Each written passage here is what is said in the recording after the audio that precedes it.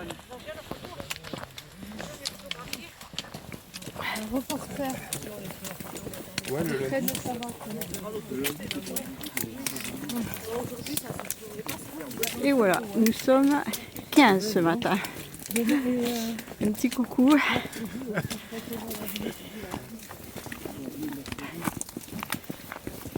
Et ça grimpe.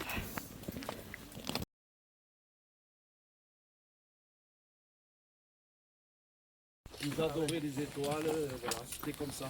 Après, quand les religions sont arrivées, au fur et à mesure, les religions prenaient la place des croyances précédentes. Donc ici, on n'a pas eu de Grecs, mais on a eu les Romains, et après on a eu les catholiques qui ont commencé à éradiquer cette petite chapelle. Alors ici, ça s'appelle le rocher des Vierges, quand j'étais enfant.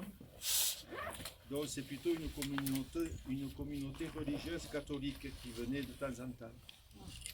Alors, la tradition ici, c'est, je ris tout seul, la tradition ici, c'est un pèlerinage, c'est jumelé avec l'Odève, et l'Odève, le saint patron, c'est Saint-Fulcran.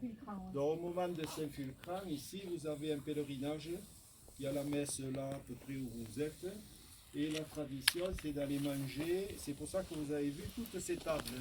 Toutes ces tables appartiennent à des familles nobles de Saint-Saturnin. Et la tradition, c'est de chercher les bouteilles de vin pour l'année d'après.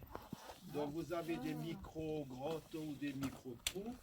Et quand on était enfant, on se fauchait les bouteilles de vin, évidemment. Mais ça reste la tradition. Voilà. Et pourquoi maintenant ça s'appelle... Oui, ça se fait pour Saint-Fulcran. C'est la fête d'ailleurs de Saturnin. Je pense que c'est mai-juin. Et la religion l'a repris comme toujours. Et c'est ici qu'on vient bénir les récoltes ou qu'on vient implorer La pluie. pour ceux qui sont croyants. Voilà, la pluie pour ici ou beaucoup de raisins. Voilà, et alors quand j'étais enfant et le siècle précédent, ça s'appelait le rocher des Vierges ici.